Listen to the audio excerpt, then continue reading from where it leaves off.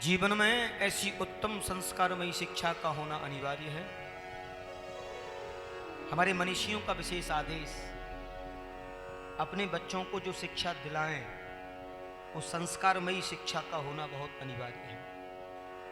आधुनिक शिक्षा के साथ साथ संस्कारमय होना बहुत जरूरी है। किसी वजह से अगर हम आधुनिकता की चकाचौंध में खो गए तो संस्कारों से विहीन हो जाते हैं, और यही सबसे बड़ी हमारी कमी होती है। हमें अपने बच्चों के जीवन में जो देना है वो संस्कार देने हैं। संस्कारों की प्राथमिकता सबसे पहले उन्हें बताएं अपने पूर्वजों के बारे में, उन्हें पूर्वजों की बातों को बताएं और हमारे जो आदर्श हैं उस पाठ्यक्रम से जोड़ें। प्रमाण के सहित उन्हें उसके प्रैक्टिकल की ओर ले जाएं। संपूर्ण रूप से उसके विकास में सहयोगी बनते हैं। थोड़ा सा ध्यान हटते ही संस्कार विहीन होना ये समाज के लिए बहुत बड़ा अभिशाप बन जाता है।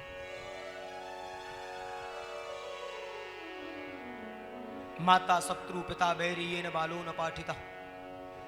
वो माता पिता शत्रु और बैरी हैं जो अपने बाल गोपालों को, अपने बच्चों को सुंदर शिक्षा, संस्कारमयी शिक्षा नहीं दे पाते।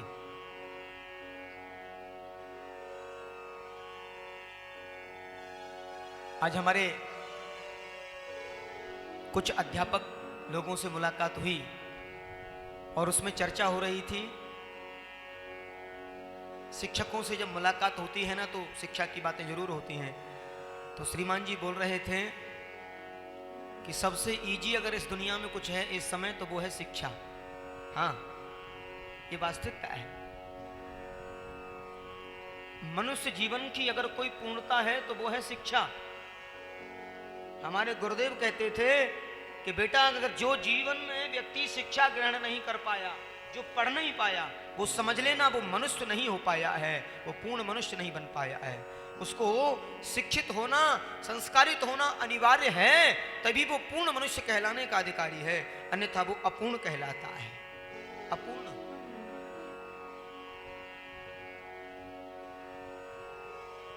तो पढ़ा लिखा होना और इस युग में होना बहुत सरल और बड़ा सहज है। चाहे वो नेपाल की सरकार हो, चाहे वो भारत सरकार हो, पढ़ाई पर विशेष ध्यान दिया गया है और पढ़ाई में कितना निःशुल्क कर दिया गया है जिसके बारे में सोच भी नहीं सकते। और फिर भी नहीं पढ़े कोई तो फिर क्या करे।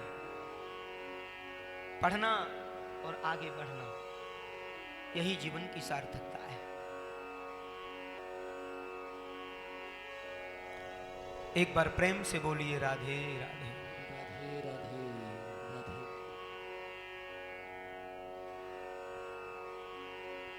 आज संत जन कैसा भाव देते हैं।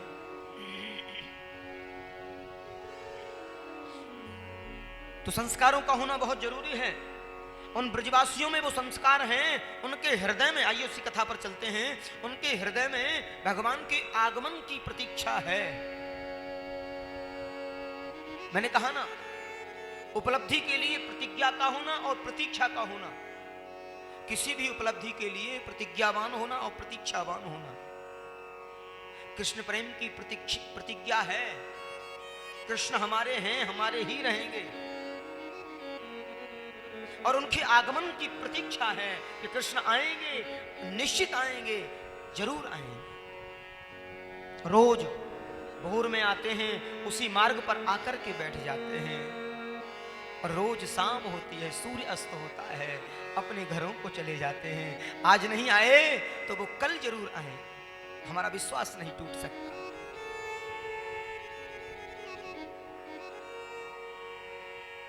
कैसी प्रेम की वो पराकाष्ठा उस समय होती थी। कहीं दूर से जब कोई चिट्ठी आती थी तो पूरा परिवार इकट्ठा होकर उसको सुनता था, और उस पत्र व्यवहार में कितना संबंधों की गरिमा छुपी रहती थी। माँ के लिए, भाई के लिए, पिता के लिए, पत्नी, सबके लिए। और कैसे शब्द शैली होती थी उस समय पत्र व्यवहार में, जिस समय चिट्ठी आती थी।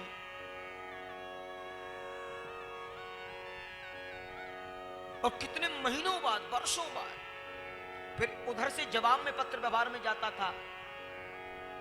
अंतर्देशी एक पीला कार्ड होता था, अंतर्देशी एक नीला कार्ड होता था। बाद में फिर और भी व्यवस्थाएं हो गई, फिर शीघ्र डाक चलने लगी। पहले तो कई कई महीनों में जाकर के पहुंचते थे पत्र जो है। उस समय क्या संबंध नहीं थे, उस समय संबंधों की गरिमा नहीं थी। हम लोग थोड़ी देर में सब कुछ भूल जाते हैं, संबंधों की गरिमा से भ्रमित हो जाते हैं, मानो हम संस्कार से विहीन होते जा रहे हैं। उन ब्रजवासियों ने भगवान के आगमन में भोजन भी छोड़ दिया। रोज इसी याद में आज नहीं कल खाएंगे, जब वो आएंगे उन्हीं के साथ खाएंगे। आज क्या करें, खाते क्या बनाना अकेले के लिए, कहीं आएंगे ना उनके साथ में, कल रोज परसों होती है। कोई धूल उड़ती हुई दिखती है सामने से मथुरा की ओर, मुझे लगता है शायद आज आ रहे हो कन्हैया। उन ब्रजगोपियों की क्या हालत है, महानाम व्रत को धारण कर लिया है, मैंने खाना पीना बिल्कुल त्याग दिया, छोड़ दिया है। कृष्ण के विरह में व्रत धारण कर लिया, जिस दिन आएंगे उसी दिन खाएंगी। अगर बरसों नहीं आए तो हमारी भी प्रतिज्ञा है, क्योंकि तेरे आगमन की मन में प्रतीक्षा है। हम बरसों भी भोजन नहीं करें। उधर उद्धव आ रहे हैं, कारी कमरिया ओढ़े, रथ की ध्वजा चमक रही है, घोड़ों की टाप से उड़ने वाला जो धूल है वो दिख रही है, और मने प्रतीत हुआ कि अब की बार आ रहे हैं। और रथ में बैठे भये काली कमलिया ओढ़े कोई बैठे हैं, मनो मन में प्रतीत हो गया कि हमारे कृष्ण आए, हमारे गोपाल आए। बार बार निहार रहे हैं। देखिए, प्रेम में कभी कभी आवेश भी होता है, क्रोध भी आता है। एक नन्हा सा ब्रजवासी 4 या 5 वर्ष की आयु रही होगी, उछट के सबसे आगे आया और कहने लगा, मैं इससे बोलूंगा नहीं, इसने हमें परसों की कह के इतने दिन बाद आया है, इससे बात नहीं करूंगा, ये मेरे पैरों में पड़ेगा, मैं तब भी नहीं बोलूंगा। और उछट करके छुप गया एक झाड़ी में, क्रोध में, आवेश में, इतने समय में आ रहा है। और जैसे जैसे रथ नजदीक आ रहा है, उस बालक के अंतर हृदय की वेदना देखो। वो बालक विचार करता है झाड़ी में छुपे छुपे, अरे मैं इससे क्रोध तो बाद में भी कर लूंगा, झगड़ा तो बाद में भी कर लूंगा, पहले मिल लूं, क्योंकि इतने दिन बाद जो आ रहा है, और मिलन की जो आकांक्षा है वो बड़ी अद्भुत होती है। और वही बालक सबसे आगे खड़ा हो जाता है। कैसी उत्कंठा है।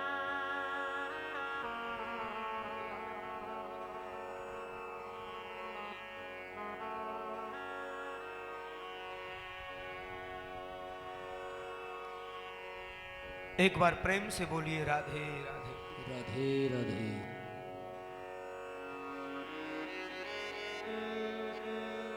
उधर भगवान के द्वारा भेजे हुए उद्धव को रथ में बैठे देखा है, एकदम से प्राण मनो अवरुद्ध हो रहे हैं। कोई और देखा है बैठा होगा।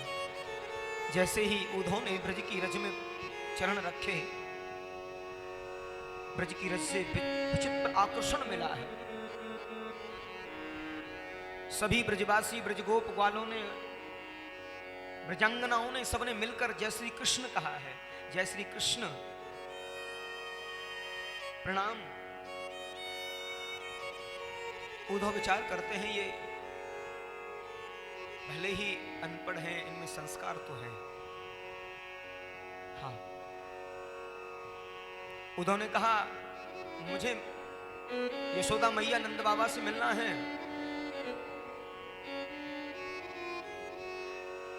ब्रज गोपियों ने एक ही शब्द बोला है, वो नहीं आए, केवल एक ही शब्द, वो नहीं आए जी, नहीं आए। उन्हें अन्यथा मत, मुझे आप अन्यथा मत समझना, मैं मथुरा से आया हूं और कृष्ण का मित्र हूं। उद्धव कहते हैं मुझे।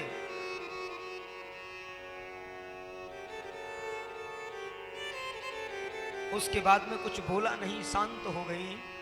मन में कहा, आज इतने समय बाद याद आई और फिर भी वो नहीं आए। ठीक है रे कृष्ण, राजी हमारी उसमें है जिसमें तेरी रजा है। हम तो तेरे बिरह में ऐसे ही जी लेंगी। आंखों से आंसू आए हैं। कहा, ए परदेसी, ये बहने वाला जल जो तुम्हें दिख रहा है, इसका जहां अंत हो समझना वही यशोदा मैया का महल है।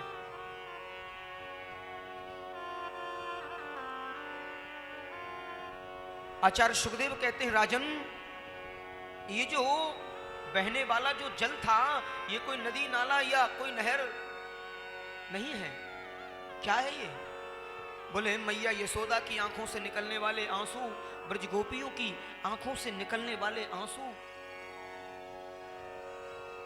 ब्रज ग्वालों ने, ब्रज गोपियों ने जब ये कहा, उद्धव, ये जो पानी बह रहा है ये यशोदा मैया की आंखों के आंसू है, हम ब्रजजनों की आंखों की बहन आंसू है। उद्धव विचार करते हैं, मैंने ऐसा विचित्र आकर्षण जीवन में कभी देखा नहीं कि किसी के प्रति इतना वात्सल्य और इतना स्नेह, समर्पित भाव।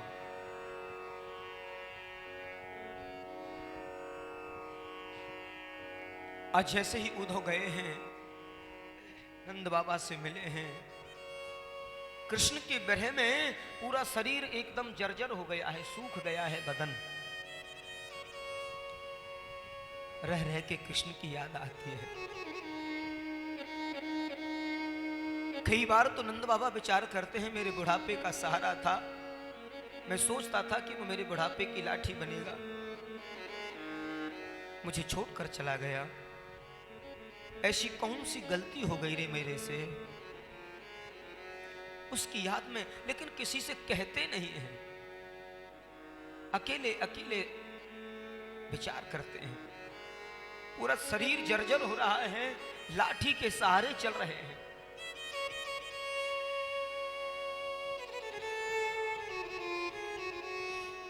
और जैसे ही उद्धव से मिले हैं और प्रणाम किया, उद्धव ने कहा, बाबा, मैं मथुरा से आया हूं, कृष्ण का मित्र हूं, एकदम से सर पर हाथ फेरा है। उद्धव ने प्रणाम किया, आशीर्वाद दिया, कहा, मेरा कनुआ ठीक तो है, सब कुशल तो है? हाँ, आपका आशीर्वाद है सब। कैसा है वो, हम लोगों की याद करता है कि नहीं? उद्धव के मुख से शब्द नहीं निकल रहा है। उद्धव कहते हैं, बाबा मैं क्या बताऊं, बहुत याद करते हैं आपकी। और सच तो यह है बाबा, आपकी याद में रोज रोते हैं। एकदम से बाबा सुनते ही धरती में बैठ जाते हैं और एकदम से बिलखने लगते हैं। कहते हैं, वास्तव में मैं सोचता था कि जरूर मेरा कृष्ण याद करता होगा, ऐसा हो नहीं सकता। अगर वो हमें याद नहीं करता तो हमें याद क्यों आती उसकी, क्यों याद आती? बाबा, मुझे मां यशोदा से मिलना है। वो 85 चौक का महल आज सूना पड़ा है, जिसमें पूरे आंगन में कन्हैया खेलते थे। पूरा महल सूना पड़ा है। महल के कोने कोने से एक ही आवाज आ रही है, श्री कृष्ण शरणम ममः, श्री कृष्ण शरणम ममः। बस एक यही आवाज आ रही है। अकेली बैठी है यशोदा महारानी और आंगन में बैठी बैठी माला कर रही हैं। आंखों से दिखना बंद हो गया है, नेत्र ज्योति समाप्त हो गई है। जैसे ही दरवाजा खटखटाया, अरे यशोदा, ये परदेसी आया है मथुरा से और कृष्ण का मित्र है। कहते हैं यशोदा मैया की हाथ से माला छूट गई और एकदम से विचलित हो गई। और अभी सुनना भी थोड़ा सा कठिन हो गया है, दिखना भी कठिन हो गया है। और कहा, धीरे से बोलो, ज्यादा आवाज मत करो। क्यों? क्योंकि मैंने नंदलाल को अभी पलने में सुलाया है, अगर वो जग गया तो मुझे काम नहीं करने देगा। ये बात यशोदा कब कह रही है? बरसों बीत गए, एकदम से नंद बाबा यशोदा को झकझोरते हैं, अरे यशोदा कहाँ है वो, अरे अभागिन कहाँ है। एकदम से खड़ी हुई और खड़ी होकर के बोले पालने में सुलाया है। और जैसे ही पालने में हाथ दिया है वो पालना बरसों से सूना पड़ा है, धूल जम रही है उस पालने में। और जैसे हाथ दिया धड़ाम से भूमि में गिर जाती हैं। निगोड़े ये प्राण क्यों नहीं निकलते, क्यों नहीं निकलते ये प्राण। मैं सोचती हूँ मेरे तन में ये प्राण संचरित क्यों हो रहे हैं, क्योंकि अब दिखना बंद हो गया है। स्मृति बिल्कुल चली गई है, मेरी याददाश्त बिल्कुल जा चुकी है, आंखों से दिखना बंद हो गया है। मैं क्या करूं। अब तो मैं सोचती हूं कि मेरे प्राण ही निकल जाएं। उद्धव ने जब ये देखा तो ज्ञान की पहली सीढ़ी खिसक जाती है, एकदम से विचलित हो जाते हैं उद्धव, और मैया के चरणों में बैठे हैं, मैया से प्रणाम किया है। आज मैया को 2-2 महीने 3-3 महीने हो जाते हैं। नंद बाबा बता रहे हैं उद्धव को, भैया उसकी याद में इसे 3-3 महीने बगैर खाए हो जाते हैं। सोचती है किसके लिए बनाना, किसके लिए खाना, अकेली हूं क्या बनाना मुझे। अगर वो होता तो मेरे से कई कई चीजें बनवाता, कई कई बार मेरे से खाने को मांगता और मैं उसके लिए बनाती, उसे खिलाती। क्योंकि माँ जैसा हृदय किसी का नहीं होता। वास्तव में बच्चे का जो ख्याल माँ रखती है तो शायद कोई रख पाए। और सच तो यह है, वो भाग्यवान होते हैं जिनको माँ होती है, वो भाग्यशाली होते हैं जिनके माँ होती है। माँ तो माँ ही होती है। अंतर हृदय वेदना से दुनिया में अगर कोई सबसे ज्यादा प्रेम करने वाली होती है तो वो एक माँ होती है। माँ का वात्सल्य, माँ का हृदय कितना सरल। कहते हैं बालक अगर एक बार को माँ को मार पीट भी कर दे, करघ केस करऊं जो घाता, तब न हेतु उतार ही माता। माँ अपने बच्चे को फिर भी अपने हृदय से दूर नहीं करती। कितना भी डांट लेगी, फटकार लेगी, फिर बाद में अपने हृदय से लगा लेगी। कौन होती है वो? माँ, माँ ही होती है। अंतर वेदना केवल माँ की तो माँ ही समझ सकती है। और बच्चे के जीवन में जब संकट आता है तो माँ उसको पहले आभास कर जाती है, माँ को पहले मालूम हो जाती है। कहे कबीर एक बुद्धि विचारी, बालक दुखी दुखी महतारी। माँ को पहले मालूम हो जाती है मेरे बच्चे के जीवन में कोई संकट आने वाला है। संतजन कहते हैं जिन बच्चों के लिए पूरा जीवन माता पिता सर्वस्व बलिदान कर देते हैं, और वही बच्चे जब बंटवारा आदि होता है तो माँ बाप को लेकर के झगड़ते हैं, कौन रखेगा इन्हें। हम लोगों की कितनी बड़ी भूल है, कितनी बड़ी विचित्र भूल है कि माँ बाप को लेकर के बोलते हैं कौन रखेगा इन्हें। अरे जिनका सर्वस्व है, तुम्हारी औकात क्या है उन्हें रखने की? सर्वस्व तो उन्हीं का है, उन्हीं के किए हुए पर तुम अपना आधिपत्य जमाते हो और फिर बाद में उनके लिए कहते हो इन्हें कौन रखेगा। कई लोग तो बड़े सौहार्द से बताते हैं, परिचय देते हैं, माता पिता किसके साथ है, कहेंगे हमारे साथ है। अरे मूर्ख, तेरे मुंह से एक बार भी ये नहीं निकलता कि हम माता पिता के साथ हैं। माता पिता हमारे साथ नहीं, हम माता पिता के साथ हैं, क्योंकि उन्हीं की चरणों की छाया और उसी आंचल की छाया में मेरा जीवन आगे बढ़ा है। और मेरे जीवन में मेरी मातृ छाया, मेरे पितृ छाया, उनकी माता पिता की छाया में हम रहते हैं। हमको कभी ऐसा नहीं कहना चाहिए कि माता पिता हमारे साथ रहते हैं, नहीं, हम माता पिता के साथ रहते हैं। और वो शिष्य, वो पुत्र, वो पूर्ण सेवा भाव रखता है।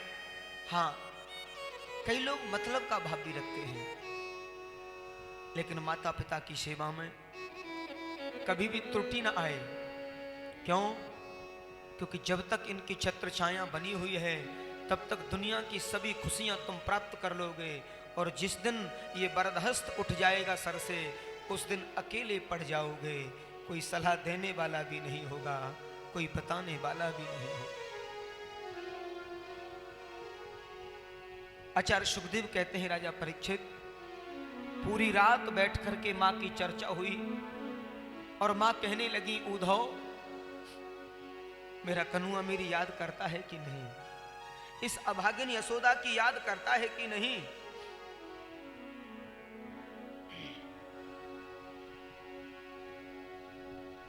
मैया बहुत याद करता है, बहुत याद करते हैं आपकी। रो रहे थे, रोते हुए भेजा है मुझे। कुछ विषम परिस्थितियां हैं, उनकी नहीं आ सकते। उनको मालूम है आकर के लौटना असंभव हो जाएगा, ब्रज के प्रेम में वो अटक जाएंगे। उनके जीवन के कुछ जरूरी कार्य हैं जिन्हें उन्हें पूर्ण करना है, और हर मनुष्य के जीवन में कुछ ऐसे उत्तरदायित्व होते हैं जिनके सामने वो पंगु हो जाता है, अपने कार्यों में इतना व्यस्त हो जाता है कि जीवन का जो परम सुख है उससे दूर हो जाता है। माँ बहुत याद करते हैं आपकी, रोज याद करते हैं, और आपकी याद कर करके वो रोते हैं। मैया यशोदा हिलकियां लेने लगी हैं, कहती हैं तभी तो मैं कहती हूं मेरा कन्हुआ मुझे जरूर याद करता होगा। इस अभागिन को उसकी सेवा का समय मिल गया उद्धव, इस यशोदा को उसकी सेवा का समय मिल गया उद्धव। मैं सोचती हूं अब ये प्राण क्यों नहीं निकल जाते, अब मरना ही ठीक है उसकी याद, क्योंकि वो आने वाला है नहीं और मेरे पास जीने का समय नहीं है। उद्धव मैं सोचती हूं अब तो ये प्राण निकल जाए, बस छुटकारा मिल जाए। उसकी याद में अब रह नहीं पाती हूं। कब तक रहूंगी उद्धव? ये घर, ये आंगन मुझे सूना लगता है उसके बगैर। पूरे घर में घुमा दिया है, पूरे घर में कक्ष को दिखाया, ये उसका खेलने का कक्ष, ये इसके सोने का कक्ष, ये उसके खाने की जगह। आंगन को दिखाया, पूरा आंगन दिखाया है। कहा उद्धव एक खिलौना मांगता था, नंद बाबा उसके लिए सैकड़ों लाकर रख देते थे। पूरे घर को देखा, खिलौनों से घर भरा हुआ पड़ा है, खिलौनों से घर भरा हुआ पड़ा है। उद्धव एकदम से दृश्य को देख करके द्रवीभूत होते हैं। सभी जितने भी खिलौने भरे पड़े थे तरह तरह के, सब पर धूल जम रही है, कोई उनको छूने वाला भी नहीं है। भैया यशोदा उनको देख देख कर रोज रोती हैं। उस आंगन को निहारती हैं जिसमें एक कौवा आया उड़ता हुआ, माखन रोटी खा रहे थे आंगन में घूम घूम के, न जाने कहां से कौवा उड़ता हुआ आया। धूल भरे अति सोहत श्याम जू, कैसी बनी सिर सुंदर चोटी। खीलत खात फिरे अंगना, पगे पे जन बाजत पीरी कचोटी। वाछब को रस खाने बिलोकत, बारद काग कला सतकोटी। वकाग के भाग कहा कही, हरि हाथ सो ले गयो माखन रोटी। हरि हाथ सो ले गयो माखन रोटी। कौवा जब ले गया रोटी को तो मेरे से कहने लगा, मैया मैं इस कौवे से युद्ध करूंगा, अपनी उसी रोटी को लाऊंगा। उसकी वो बरहनी बातें, उसकी वो बचकनी जो जो एक छोटे बालक जैसी बातें थी, उसकी जो आदतें थी, वो हृदय में बार बार आ रही हैं। उद्धव अब जीने की कोई इच्छा नहीं बची है। और वास्तव में एक बात जीवन में याद रखिए, माँ बाप से बढ़कर इस संसार में दुनिया में कोई नहीं है।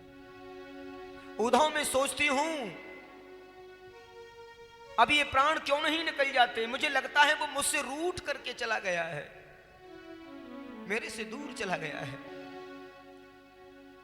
मुझे लगता है एक मटकी के पीछे मैंने उसे ऊखल से बांध दिया था, इसलिए शायद वो मुझसे रूठ गया है।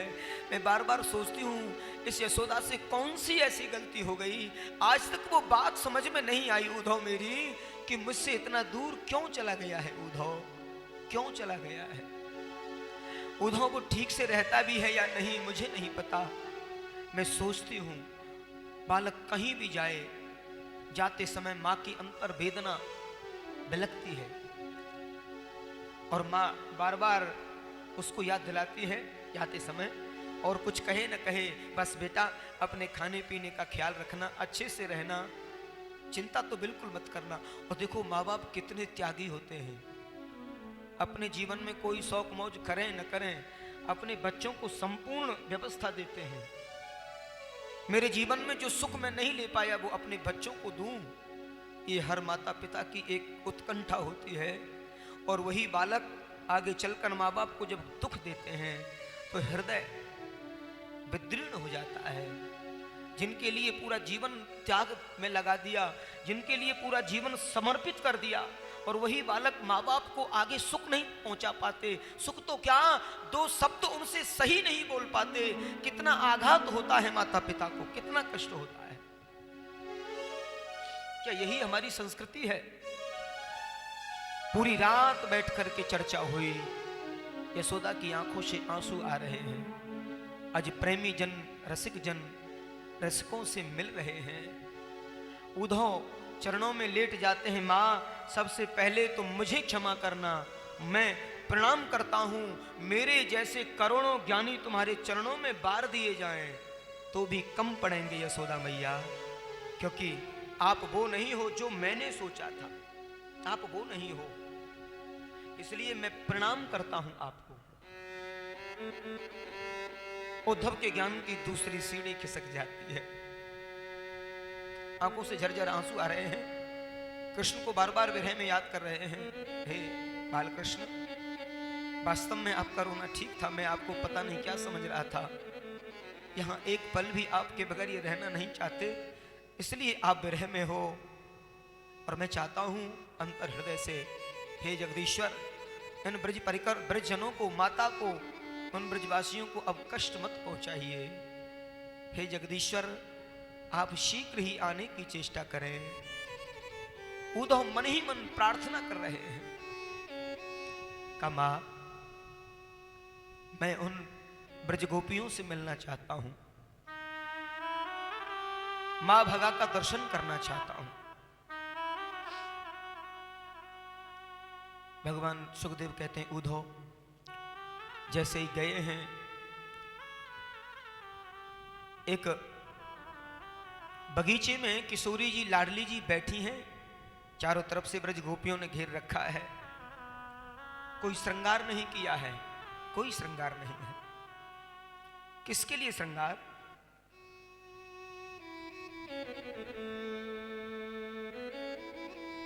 क्योंकि उनके जीवन का जो आत्मीयता का जो रस है वो जा चुका है, प्रेम का जो अनंत आनंद है वो जा चुका है, जीवन नीरस जैसा हो गया है। सभी गोपियां आपस में चर्चा कर रही हैं, उद्धव ने इस दृश्य को देखा, और महान अग्रणी ज्ञानी उद्धव अपने आप को पंगु समझता है, उनसे बात करने में भी अपने आप को उचित नहीं समझता। इतना बड़ा ज्ञानी उन ब्रज की अनपढ़ ग्वालिनों से बात करने योग्य अपने आप को नहीं समझता है। सोचता है पहले इनके अंतः मन की बात को समझ लूं, अंतःकरण की बात को जान लूं, तब इनसे कुछ कहूंगा। एक झाड़ी में छुप गए हैं उद्धव, पहले इनके अंतर मन को समझ लूं, क्या कहूं, कैसे कहूं, क्या बोलूं। ये वृंदावन है प्यारे, ब्रज है, प्रेम की पराकाष्ठा है ब्रज में, भक्ति ज्ञान और वैराग्य का संगम है ब्रज में। जहां भक्ति भी है, जहां ज्ञान भी है, जहां वैराग्य भी है, संगम है, वो ब्रज है। ब्रज माने हृदय। ब्रज किसे कहते हैं? ब्रज है भगवान का हृदय। ब्रज माने हृदय। संस्कृत व्याकरण में भी ब्रज शब्द का हृदय से संबंध बताया है। तो भगवान का हृदय स्वरूप है ब्रज, और वहां सिवाय भगवान के उसे कोई समझ नहीं सकता। ब्रज गोपियां बैठी हैं, आपस में चर्चा कर रही हैं, और वो ब्रज गोपियां किशोरी जी से कहती हैं, किशोरी जी आज हमारे सपने में नंदलाल आए, मेरे घर माखन चुरा कर भागने लगे, मैंने पकड़ने का प्रयास किया, मेरी आंखें खुल गई। मैंने पकड़ने का प्रयास किया, मेरी आंखें खुल गई। एक ब्रज गोपी बोली, मेरे यहाँ पनघट पर आए, मेरे सर पर मटकी रखी और मैं चलने लगी, पीछे मुड़कर देखा, मेरी आंखें खुल गई। समस्त ब्रजांगनाएं ब्रज गोपियां अपनी अपनी बातें बता रही हैं। एक ब्रज गोपी बोली, मेरे घर माखन चुराने आए, मैंने पकड़ने का प्रयास किया, उसी समय मेरी आंखें खुल गईं। समस्त ब्रज गोपियां अपनी अपनी बातें बता रही हैं और राधा रानी बिल्कुल शांत बैठी हैं। राधा रानी किशोरी जी कहती हैं, लाडली जी, किशोरी जी से वो सखियां कहती हैं, लाडली जी आप बताओ, आपके सपने में आते हैं कि नहीं आते? आपस में चर्चा कर रही हैं। क्या कन्हैया आपके सपने में आते हैं नंदलाल की नहीं? उसी समय लाडली जी एकदम से बिरह में कहने लगी, मेरे सपने में कैसे आएंगे? क्यों? क्योंकि जब मुझे नींद ही नहीं आती निगोड़ी इन आंखों में। उद्धव ने सुना बरसों बीत गए, किशोरी जी उतने समय से सोई नहीं है। लाडली जी कहती, इन आंखों से नींद गायब हो गई है। सपने पश्यन्त या कां ध्यानास्था सखियो सिता अस्माकं तु गते कांते गता निद्रा अपि वैरिणी।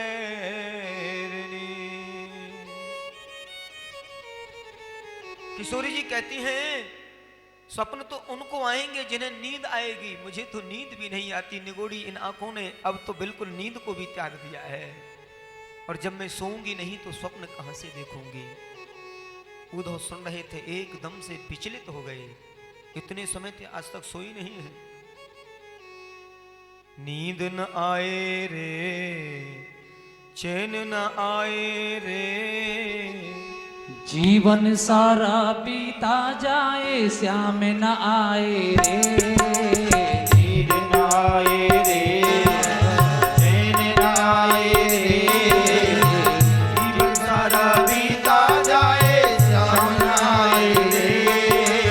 नींद न आए रे, चैन न आए रे, जीवन सारा बीता जाए, श्याम न आए रे।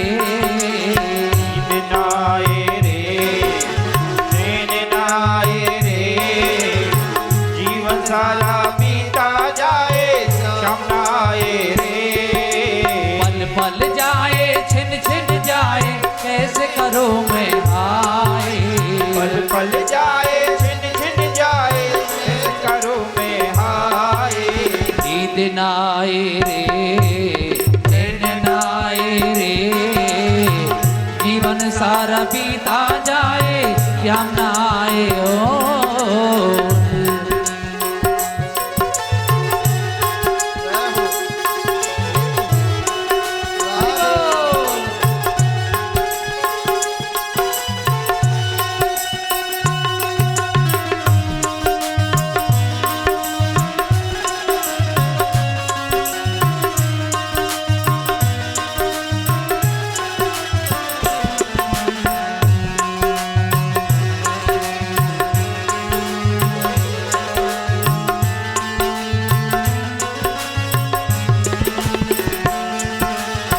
तेरे बिन ना बीते सदियां, आजा प्राण प्यारे। तेरे बिन ना बीते सदियां, आजा प्राण प्यारे। तेरे बिन ना बीते सदियां, आजा प्राण प्यारे। तेरे बिन बीते सदियां, आजा प्राण प्यारे।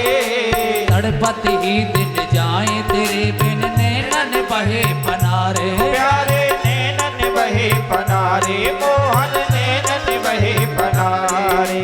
कटे नहीं दिन रैन तेरे बिन, सारी रात जगाए। कटे नहीं दिन रैन तेरे बिन, सारी रात जगाए। नींद न आए रे, चैन न आए रे, जीवन सारा बीता जाए, श्याम न आए ओ। नींद न आए रे, चैन न आए रे।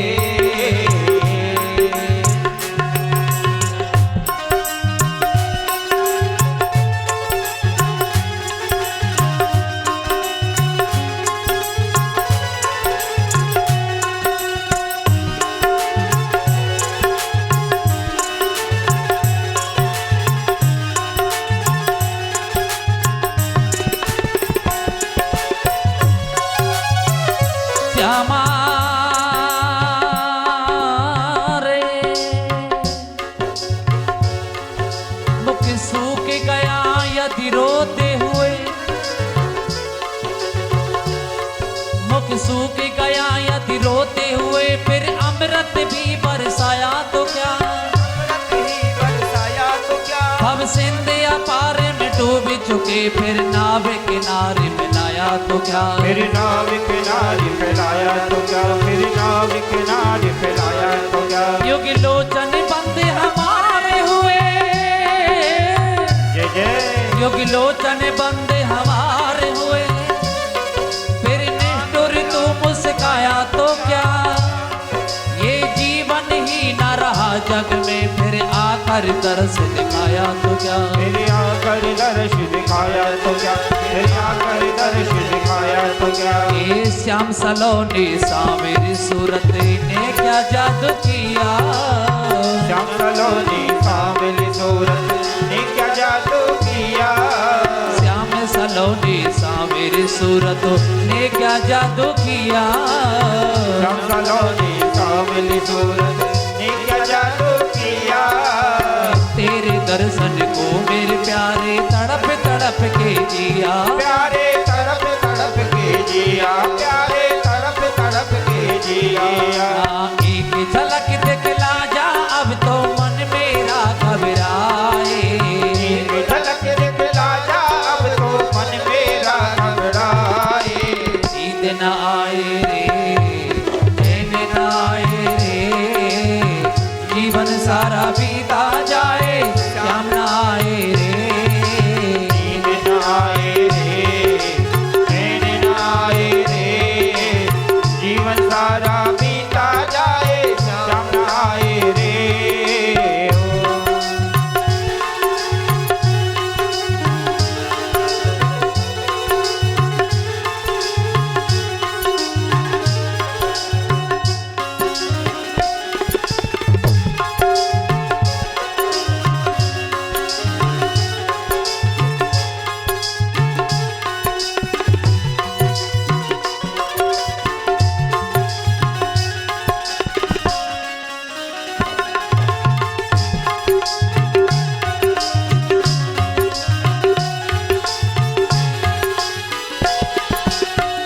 दिला दिल दर्द कमारा पागल चीर दिखाऊं, कर दिला दिल दर्द कमारा पागल चीर दिखाओ, ये दर्द दिला दिल दर्द कमारा पागल चीर दिखाऊं, दर्द का दिल दर्द कमारा पागल चीर दिखाओ। काली अंधियारी निस्दम के कैसे दर्शन पाओ, प्यारे कैसे दर्शन पाओ, मोहन कैसे दर्शन पाओ। अरे टूटे दिल का कोई उनको जाकर हाल सुनाए, टूटे दिल का कोई उनको जाकर हाल सुनाए। नींद न आए रे, चैन न आए रे, जीवन सारा बीता जाए, श्याम न आए रे, नींद न आए रे, चैन न आए रे, जीवन सारा बीता जाए, श्याम न आए रे। पल पल जाए छिन छिन जाए कैसे करो मैं आए, पल पल जाए छिन छिन जाए कैसे करो मैं आए। नींद न आए रे, चैन न आए रे, जीवन सारा बीता जाए, श्याम न आए रे, नींद न आए रे, चैन न आए रे, जीवन सारा बीता जाए, श्याम न आए रे।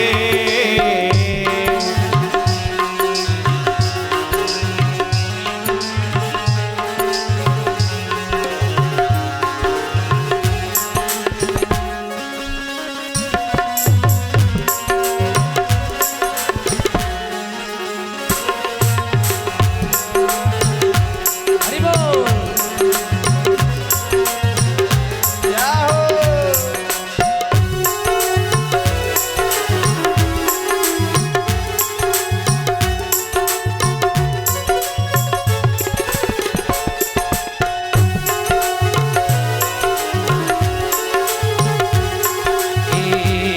नींद गई मोए चैन नहीं गए, श्याम तो को बेजा पास रे, दर्शन बिन भई मेरी पैरनिया रे। नींद गई मोर चैन नहीं गए, श्याम तो को बेजा पास रे, दर्शन बिन भई मैं तो बाबरिया।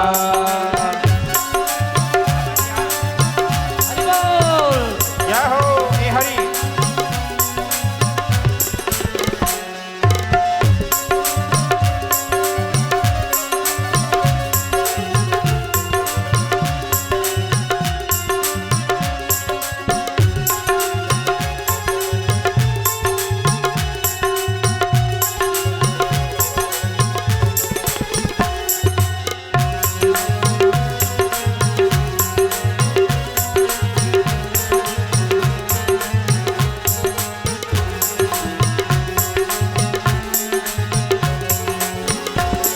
अरे कुब जाने कछु काम न कीना, श्याम को बस कर लीना। कुब जाके कछु काम न कीना, श्याम को बस कर लीना। फिर आगनो मेरा फूकत सीना, किस विधि होगा जीना, हरी मेरा किस विधि होगा जीना। नींद नहीं मोए चैन नहीं गए, श्याम तो को बेजा पास रे, दर्शन बिन भई मैं तो बाबरिया।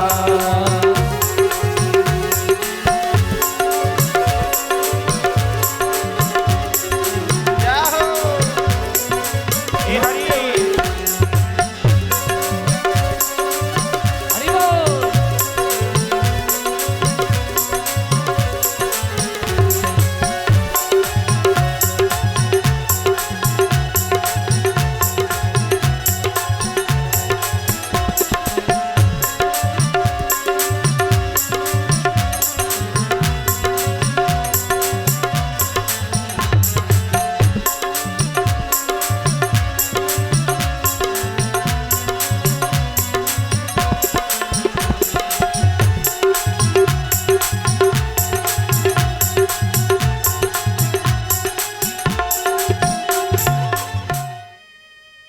और विचार करने लगे, हे प्रभु ये मैं क्या सुन रहा हूं। ब्रज से गए कई वर्ष हो गए, इतने दिन से किशोरी जी सोई नहीं, नींद नहीं आई। सखियों में आपस में इतनी वार्ता हो रही थी, परंतु एक गोपी ने राधा रानी को कहा, क्यों रोती हो किशोरी जी, क्यों रोती हो किशोरी जी। उस काले की याद में, उस कपटी की याद में क्यों रोती हो। और किशोरी जी, मैंने तो जीवन में संकल्प लिया है कि मैं कभी भी किसी काले से प्रेम नहीं करूंगी। क्यों? क्योंकि ये काले होते हैं ना, ये कपटी होते हैं। एक बात जरूर है, जिनसे प्रेम किया जाता है ना, क्रोध भी उन्हीं पर आता है। हाँ, और जहां प्रेम होगा वहां क्रोध भी होगा। रूठेंगे नहीं तो मनाएगा कौन। ये रूठना और मनाना तो वास्तव में जीवन का एक दृश्य है, और अंतर प्रेम का जो प्रतीक है वो रूठना और मनाना है। आचार्य सुखदेव कहते हैं, परीक्षित आपस में चर्चा हो रही थी, क्योंकि क्रोध में आवेश में बोल दिया। एक सखी बोली, ना हमारे लाडले को, हमारे प्रभु को आप काला मत कहिए। मालूम नहीं है आपको, वो काले नहीं हैं, वो तो जगत के उजाले हैं। ऐसी गलती क्यों कर रही हो। वो ब्रज गोपी रोने लगी। तुम्हें मालूम नहीं किशोरी जी कितना परेशान है, और मैंने भी जो कुछ कहा है गोपियों, आवेश में कहा है। इतनी देर में वहां कहीं से एक भौरा, काला भौरा उड़ता हुआ आया है। उसकी मूंछों में मकरंद लगा हुआ है, पुष्प का मकरंद। श्रीमद् भागवत में मैंने गीत बताए, गोपी गीत, वेणु गीत, भ्रमर गीत, ये गीत हैं। गीत गोविंद में इनका बड़ा सुंदर वर्णन किया है। मधुपम की तब बंधो मास प्राण गई सपत्नया, कुछ विललित माला कुमकुमम अस्त्रे श्रमिनः, बहतो मम पतिस्तन्मनिना प्रसादम, यदुदसति विडम्बे यस्य दुस्तत्वमीद्रक। अरे भ्रमर, क्यों बार बार हमें परेशान कर रहा है और हमारे पैरों में गिर रहा है? तुम्हारी मूंछों में जो कुमकुम लगी है ना, इससे ये तो स्पष्ट हो गया है कि तुम भी कृष्ण की तरह स्त्रैण्य हो। भगवान के बारे में क्या कहा कि तुम भी कृष्ण की तरह स्त्रैण्य हो। तत् पाद पद्मं तु पद्मा, हापि हत चेबत हत चेता, उत्मसलोक जल्पै।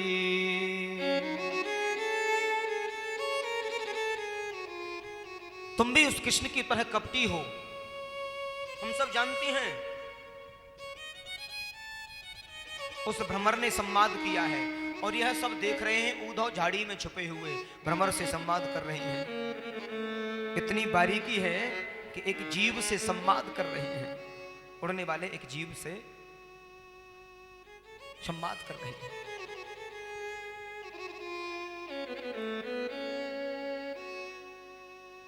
तुम भी उसी कपटी कृष्ण के मित्र हो, हमें लगता है सखा हो। और वो आज से नहीं, वो जन्म जन्मांतर से कपटी है। भोना बोला, आप कपटी कह रही हो हमारे गोविंद को? मेरे गोविंद को कपटी मत बोलना। गोपी कहती हैं हम उसको कब से नहीं जानती। और यहां पर वेदांत का उद्बोधन किया है।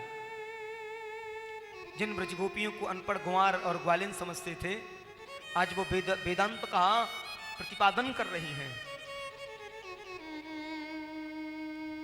किं मृगैरिवं कवीन्द्रं विविद्धे, लुब्ध धर्मात्र किं कृतं विरूपा, स्त्रीजित कामयाना,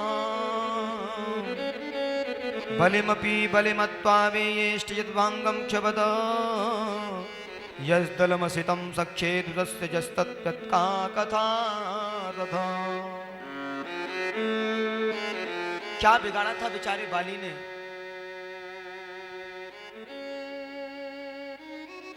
उसे छुप करके बाण मार दिया। क्या बिगाड़ा था? राजा बलि ने 3 बिलांद का बन करके उसका सब कुछ सर्वस्व ले लिया। उसने भी तो प्रेम किया। क्या बिगाड़ा बेचारी सुपड़खा ने?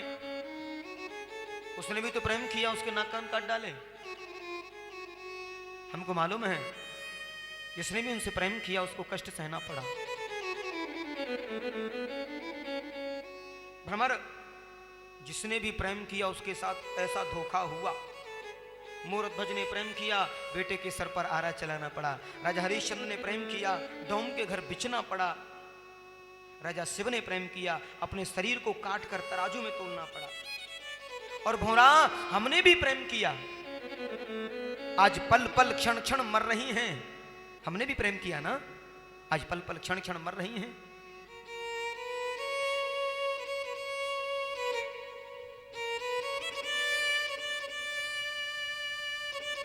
एक ब्रज गोपी कहती है, इन प्राणों का झंझट ही क्यों नहीं निकलता।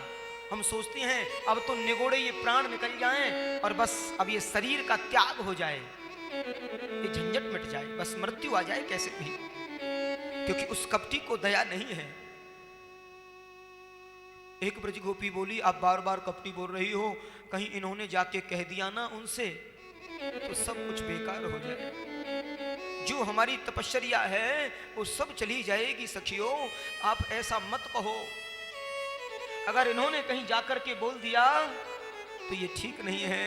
और उनके हृदय में अगर कष्ट हुआ तो ये हमारे लिए मृत्यु से बढ़कर के दंड है।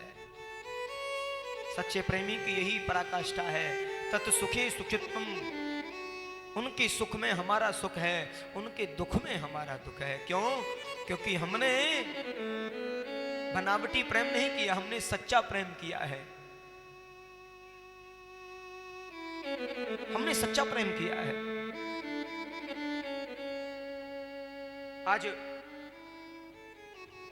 उद्धव से निवेदन करती हैं, उद्धव हम आपके पैर पड़ती हैं, चरण पड़ती हैं। भ्रमर हम आपके पैर पड़ती हैं, चरण पड़ती हैं। हे भ्रमर, उनसे जाकर के ऐसा मत कहना, ऐसा मत कहना। उसी समय भ्रमर वहां से चला जाता है और उद्धव जी ने उन ब्रज गोपियों को निहारा है। ब्रज गोपियां कहती हैं, अगर वो हमें एक बार भी याद करते होंगे, हमारा स्मरण करते होंगे, तो निश्चित रूप से हम समझेंगे समस्त ब्रज गोपियां कि हमने सब कुछ प्राप्त कर लिया, हमें सब कुछ मिल गया। एक बार भी अगर वो याद करते होंगे हमें। उद्धव बोले, वो तो रात दिन रोते हैं, इनकी याद में एक बार की तो बात क्या है। और जैसे ही उद्धव आए हैं उस झाड़ी से बाहर, एकदम से उन ब्रज गोपियों को प्रणाम किया है। बंदे ब्रज स्त्री नाम, मैं आपको प्रणाम करता हूं, आपको बंधन करता हूं। निवेदन केवल इतना करना चाहता हूं और यहीं से प्रारंभ होता है उद्धव गोपी संवाद, जिसकी हमें लालसा। निवेदन केवल इतना करना चाहता हूं कि जिन श्री कृष्ण को तुम प्रियतम मान करके पूज रही हो, वो तो साक्षात परब्रह्म है। मैंने अपने गुरु ब्रह्मा से यह जाना है, गुरु बृहस्पति से यह जाना है। ब्रह्म के हाथ नहीं होता, ब्रह्म के पैर नहीं होता, ब्रह्म के मुख नहीं होता। इसलिए मन के भटकाव को खत्म करो और अपने मन को, इसलिए अपने मन को ब्रह्म में लगाओ, और यही जीवन का सार है। अपने मन को ब्रह्म में लगाओ, यही जीवन का सार है। एक गोपी ने ऐसे टेढ़ी नजर करके उद्धव को देखा, क्या कहा? अपने मन को ब्रह्म में लगाओ। मैं आपसे पूछना चाहती हूं, ठीक ही कहा आपने कि मन को ब्रह्म में लगाओ। ये बताओ उद्धव, मन कितने होते हैं? कोई 10-20 मन होते हैं क्या? उद्धव मन न भये 10-20, एक हत्यो जो गयो श्याम संग को आराध ईसे, इंद्री शिथिल भई के सो बिने जो देही बिनु की श्रे उधो मन ना भये 10-20। आशा लगी रहते मोहन तुम्हें जीवो कोटे बरीस, तुम तो सखा श्याम सुंदर के सकल जोग के ईसे। सूर्यदास वारस की महिमा का समझे गो की श्री उधो मन ना भये 10-20। अरे उद्धव, एक ही मन था और वो भी उनके साथ चला गया। अब 10-20 मन हमारे पास है नहीं। एक मन था, वो उनके साथ चला गया। हम पूछती हैं, आपके 10-20 मन है क्या? उद्धव बोले, नहीं, मन तो एक ही होता है। तो फिर उद्धव, हम सिवाय कृष्ण के किसी ईश को नहीं जानते। इसको कहते हैं अनन्यता, इसको कहते हैं अनन्यता। अनन्य ममता विष्णुर ममता, ममता प्रेम संगता, भाव स एव बुद्धि प्रेमा निगद्धते। कहते हैं वास्तव में जो परमात्मा के प्रति अनन्यता होनी चाहिए, समर्पण, सिवाय कृष्ण के किसी को नहीं जानती। हम कृष्ण के अलावा किसी ईश्वर को नहीं जानती, किसी ईश को नहीं जानती। कृष्ण तन कृष्ण मन, कृष्ण ही हमारो धन, आठों याम उद्धव हमें कृष्ण ही सो काम है। कृष्ण तन कृष्ण मन, कृष्ण ही हमारो धन, आठों याम उद्धव हमें कृष्ण ही सो काम है। श्याम ही ये श्याम तिये श्याम बिन नहीं जिए, आंधे की शिलाकरी आधार श्याम नाम है। श्याम गति श्याम मति श्याम है प्राणपति, श्याम सुखदाई शोभा भलाई शोभा धाम है। उधो तुम भय बोरे पाती लेके आए दौड़े, योग कहाँ राखे यहाँ तो रोम रोम श्याम है। योग कहाँ राखे यहाँ तो रोम रोम श्याम है। आज संवाद होता है, उद्धव से संवाद किया है। सिवाय कृष्ण के हम किसी को जानती नहीं, और मेरे ख्याल में तुम ब्रह्म को नहीं जानते हो, तुम नहीं जानते हो। एक ग्वालिन जवाब दे रही है इतने पढ़े लिखे उद्धव को, अनपढ़ ग्वालिन अपना जवाब दे रही है, वेदांत का उद्बोधन कर रही है। अरे उद्धव, निर्गुण का अर्थ होता है जिसमें प्रकृति का एक भी गुण न हो, और सगुण का अर्थ होता है जिसमें समस्त जो दिव्य गुण हैं वो विद्यमान हो। मेरे कृष्ण को निर्गुण इसलिए कहते हो, उनमें संसार का कोई गुण नहीं है, और सगुण इसलिए कहते हो उनमें समस्त गुण विद्यमान हैं। तुम कहते हो उनके पैर नहीं होते तो गाय चराने कैसे जाते थे? तुम कहते हो हाथ नहीं होते तो हमारे सर पर मटकी कैसे रखी? तुम कहते हो मुंह नहीं होता तो उन्होंने माखन दूध दही को कैसे खाया? तुम कहते हो उद्धव, अगर उनके मुख नहीं होता तो उन्होंने माखन कैसे खाया? उद्धव तुम भय बोरे और पाती लेके आए दौरे, योग कौन जाने यहां रोम रोम श्याम है। वास्तव में तुम कहते हो कि वो ब्रह्म तो सब जगह व्याप्त है। उद्धव ने कहा कि ब्रह्म तो सब जगह व्याप्त है, उसे स्मरण करो। उद्धव, अगर वास्तव में ब्रह्म हम में भी ब्रह्म है और आप में भी ब्रह्म है, तो ये गलती आप उद्धव क्यों कर रहे हो कि एक ब्रह्म दूसरे ब्रह्म को कहीं उपदेश करता है? उद्धव, एक ब्रह्म दूसरे ब्रह्म को कहीं उपदेश करता है,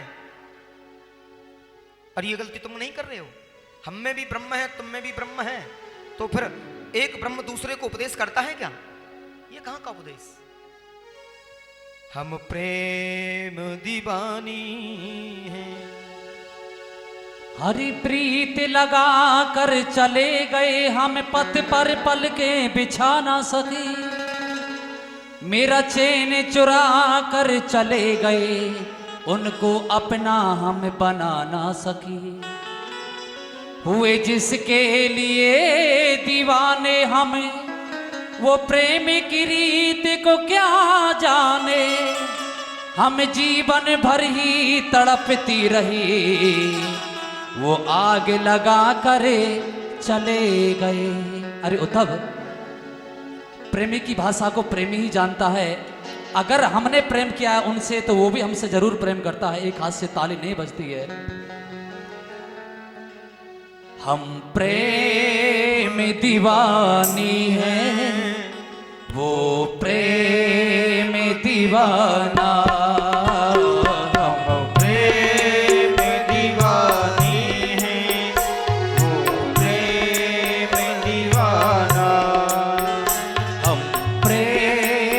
दीवानी है वो प्रेम दीवाना,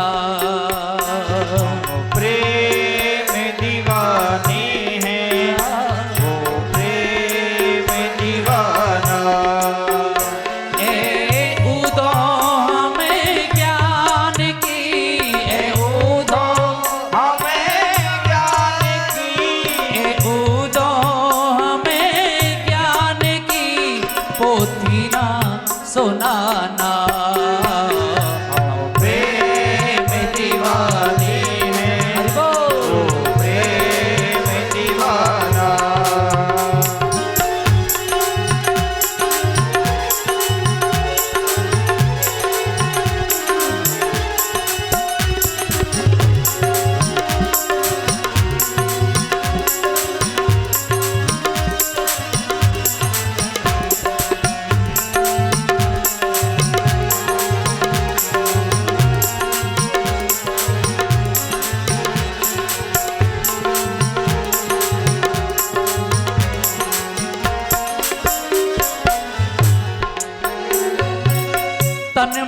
जीवनो श्याम का, श्याम हमारा प्राण।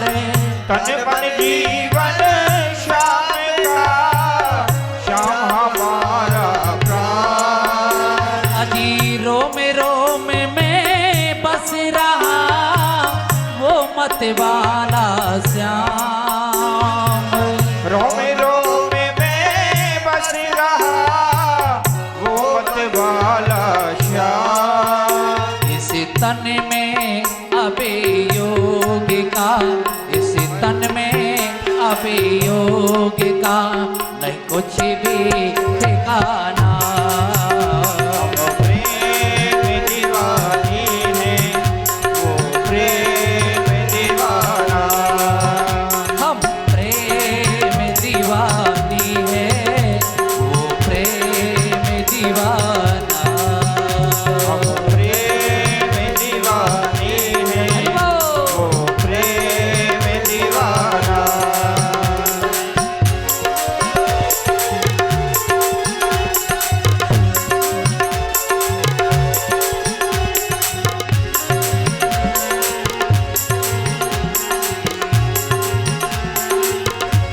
ताली सेवा करते हुए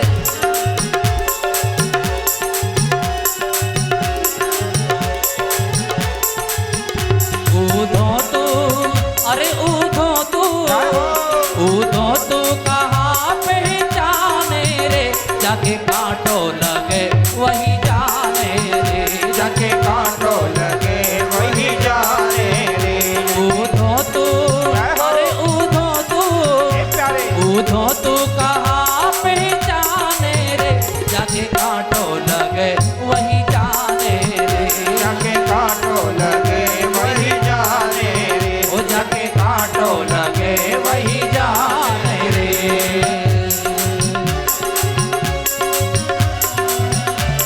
ये हरि जाहो शाह को जय जय।